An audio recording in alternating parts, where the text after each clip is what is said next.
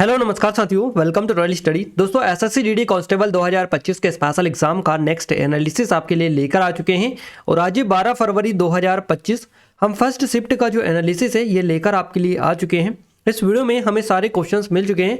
हम 100% ऑथेंटिक और real answer के साथ में हर एक क्वेश्चंस को कवर आपको करवाएंगे। सो आप सभी से रिक्वेस्ट है कि पूरी वीडियो को लास्ट तक देखिएगा और जिन लोगों ने चैनल को सब्सक्राइब नहीं किया उन सभी से रिक्वेस्ट है कि चैनल को सब्सक्राइब करके बेल आइकन को ऑल पर सेलेक्ट कर दीजिएगा ताकि जो भी नया वीडियो आए सबसे पहले आप सभी के पास में पहुंच पाए। तो चलिए स्टार्ट करते हैं।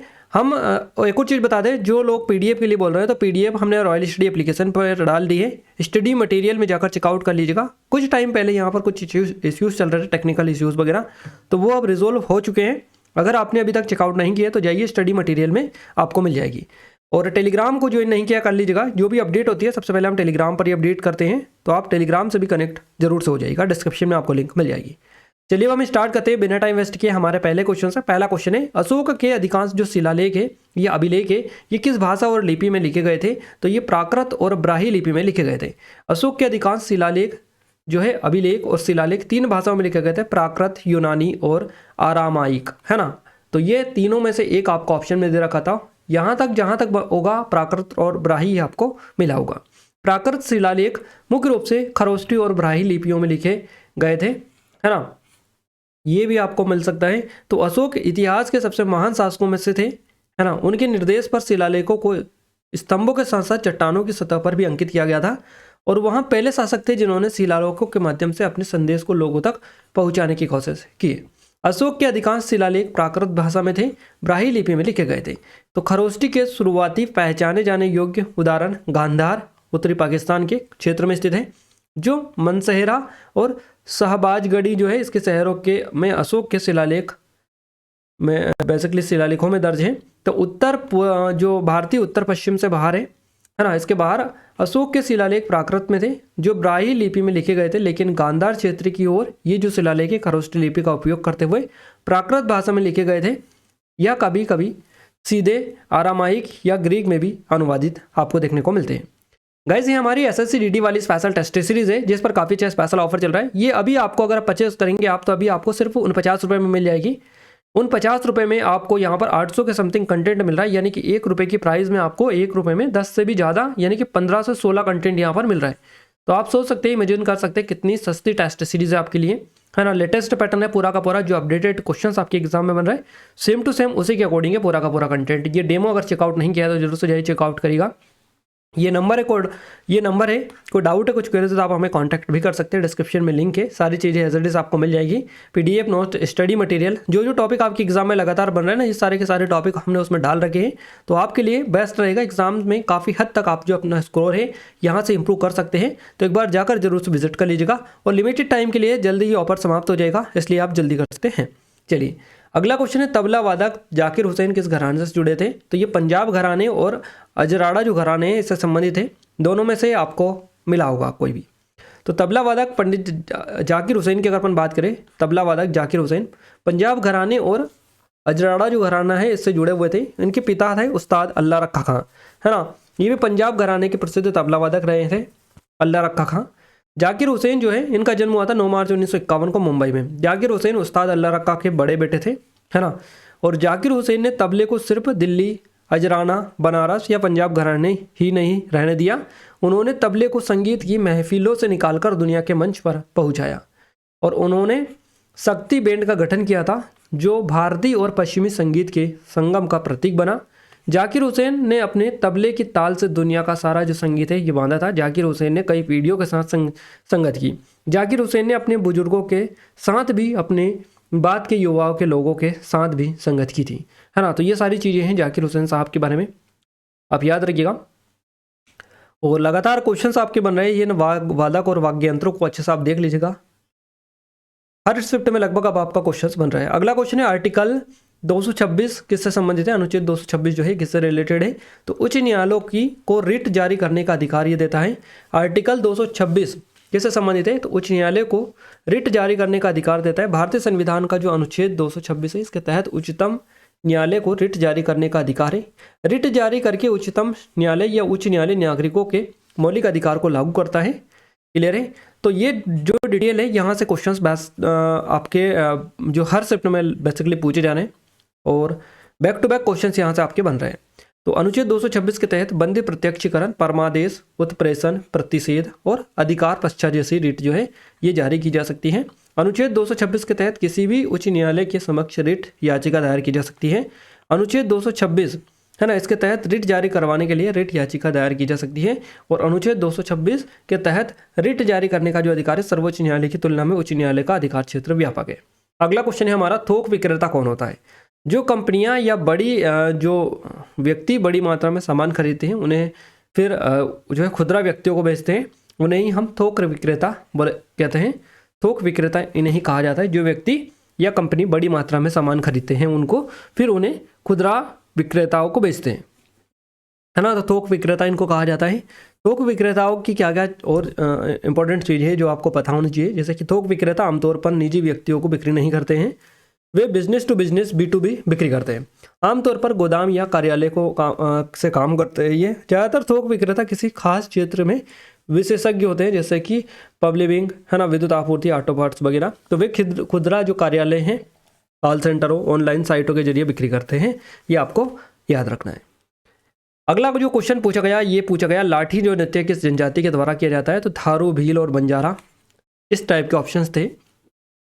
लाठी नृत्य मुख्य रूप से राजस्थान और मध्य प्रदेश के जो गडरिया, भील, गुजर जनजाति है इनका भी पारंपरिक नृत्य है। तो अगर आपसे भील, है ना, गुजर, बंजारा हमने डाल दिया है, ये गडरिया भी है। फिर थारू, भील, बंजारा, गडरिया, है ना, गुजर, ये जो जनजाति है इनमें निपुण है। तो आप याद रखिएगा, ऑप्शंस में जो भी मिला हो उस हिसाब से आपको क्लिक करना है। ये जो नृत्य है वीरता और आत्मरक्षा का प्रतीक है, जिसमें नृत्य करने वाले कलाकार लाठियों डंडों का कौशल पूर्वक इस्तेमाल करते हैं और इसे सामूहिक रूप से किया जाता है। इसमें कलाकारों के बीच लाठियों की टक्कर से उत्साह और जोश भर जाता है। ये जो नृत्य है खासतौर पर त्योहारों, मेलों और विशेष आयोजनों में किया जाता है। राजस्थान की युद्ध कला और परंपरा को यह बेसिकली दर्शाता है।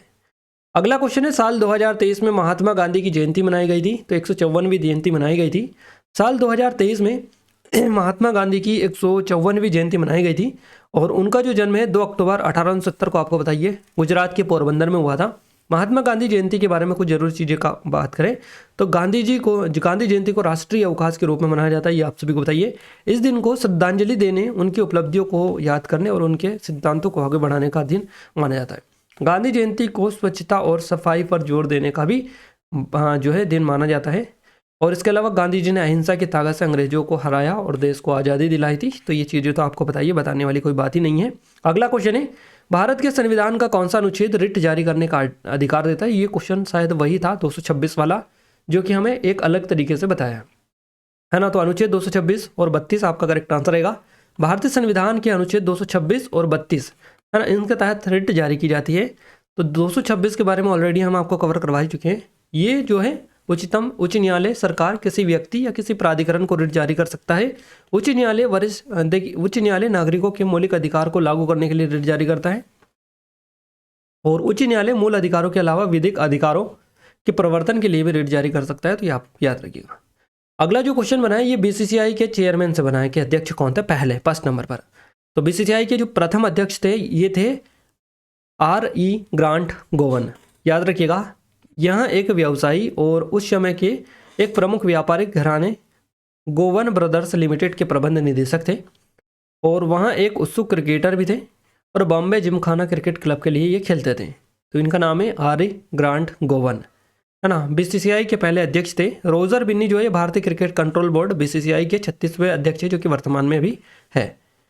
चलिए अगला क्वेश्चन है, 2011 की जनगणना के डेटा के अकॉर्डिंग सबसे अधिक जो शिशु मृत्यु दर है किस देश की है? तो ये म्यांमार की है, म्यांमार की। और भारत के पड़ोसी देशों में किसकी शिशु जो मृत्यु दर है सबसे कम है? तो ये श्रीलंका और चाइना की है। तो अब आपको हमें दोनों तरह से मिले थे, एक ने अधिक बताया था, एक ने कम बताया था, दोनों हमने आपको बता दिया। पॉसिबिलिटी म्यांमार वाले की ज़्यादा है। म्यांमार जो है इसमें 2011 के आसपास सबसे अधिक शिशु मृत्यु दर थी, जबकि जो श्रीलंका है यहाँ पर सबसे कम थी। तो भारत के पड़ोसी देशों में श्रीलंका और चाइना में शिशु मृत्यु दर सबसे कम है। शिशु मृत्यु दर से जुड़ी कुछ और चीज़ें, जैसे कि शिशु मृत्यु जो दर है इसका मतलब है हर 1000 जीवित जन्मों पर 1 साल से कम उम्र के बच्चों की मौतों की संख्या ये होता है। तो शिशु मृत्यु दर को MRI इन्फेंट मोर्टेलिटी रेट बोला जाता है, इससे दर्शाया जाता है IMR से। भारत में शिशु जो मृत्यु दर है ये ज़्यादातर पड़ोसी देशों से ज़्यादा है। तो भारत में शिशु मृत्यु दर को कम करने के लिए मातृ शिक्षा और घरेलू संपत्ति अहम भूमिका निभाती है। अगला क्वेश्चन है, प्रधानमंत्री नरेंद्र मोदी को नवंबर 2024 में डोमिनिका के सर्वोच्च राष्ट्रीय सम्मान से जो है किस सम्मेलन के दौरान प्रदान किया गया था सम्मान? तो भारत केरिडम जो शिखर सम्मेलन था इसके दौरान दिया गया था।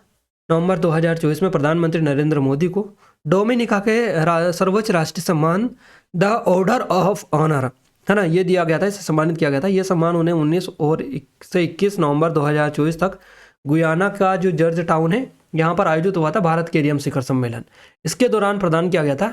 डोमिनिका के राष्ट्रपति है सिल्वेनी बर्टन है ना, इन्होंने ये जो पुरस्कार है प्रदान किया था। इससे पहले 21 नवंबर 2024 को प्रधानमंत्री नरेंद्र मोदी को गुयाना के राष्ट्रपति डॉक्टर मोहम्मद इरफान अली द्वारा देश के सर्वोच्च राष्ट्रीय पुरस्कार द ऑर्डर ऑफ गॉड, देखिए इसका नाम था द ऑर्डर ऑफ एक्सीलेंस है ना, इससे सम्मानित किया गया था। इन सम्मानों के माध्यम से कैरिबियाई देशों ने वैश्विक मंच पर प्रधानमंत्री मोदी के नेतृत्व और भारत के साथ अपने मजबूत संबंधों को मान्यता दी है।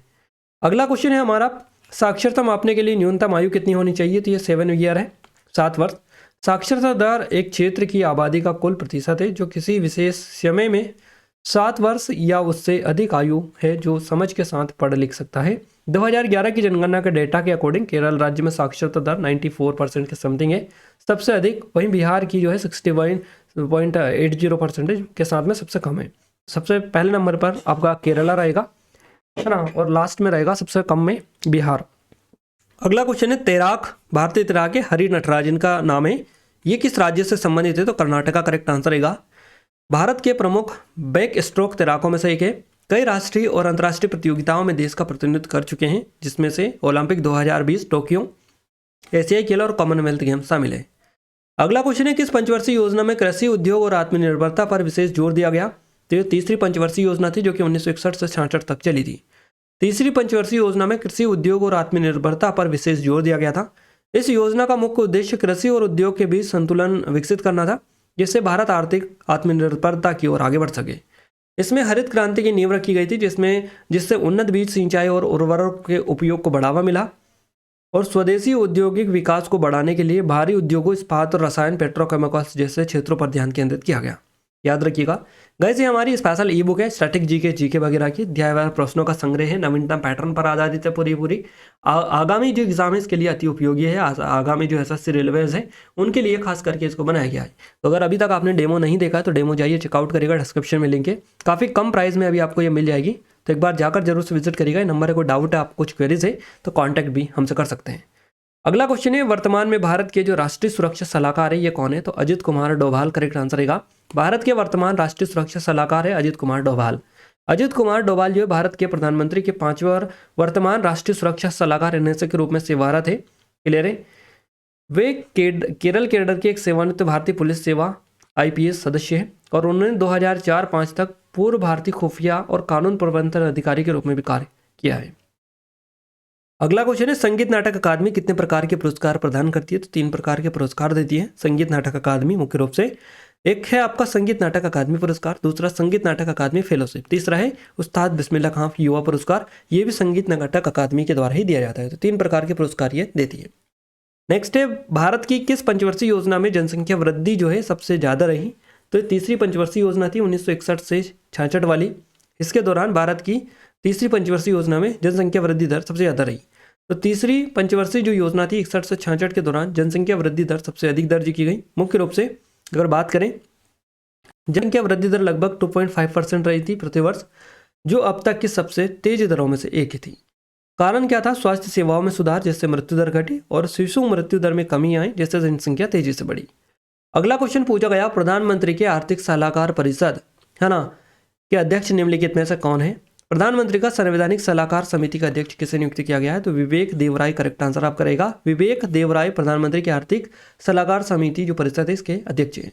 नेक्स्ट है, बहिष्कृत हितकारिणी सभा की स्थापना कब हुई, किसने की? तो बॉम्बे में हुई है ना। और अगर आपसे पूछा जाए कि किसने की, तो बी.आर. अम्बेडकर है ना, याद रखिएगा B R. Ambedkar, doctor B R. Ambedkar ने दलितों को आत्मविश्वास हासिल करने में मदद करने के लिए जुलाई 1924 में बॉम्बे में इसकी शुरुआत की थी। किसने की थी, कब की थी, कहाँ पर की थी? बॉम्बे में 1924 में डॉक्टर बी.आर. अम्बेडकर ने की थी। और ये जो है अछूत कल्याण सभा के लिए मराठी समकक्ष बहिष्कृत हितकारिणी सभा है ना, तो याद रखिएगा इसके बारे में।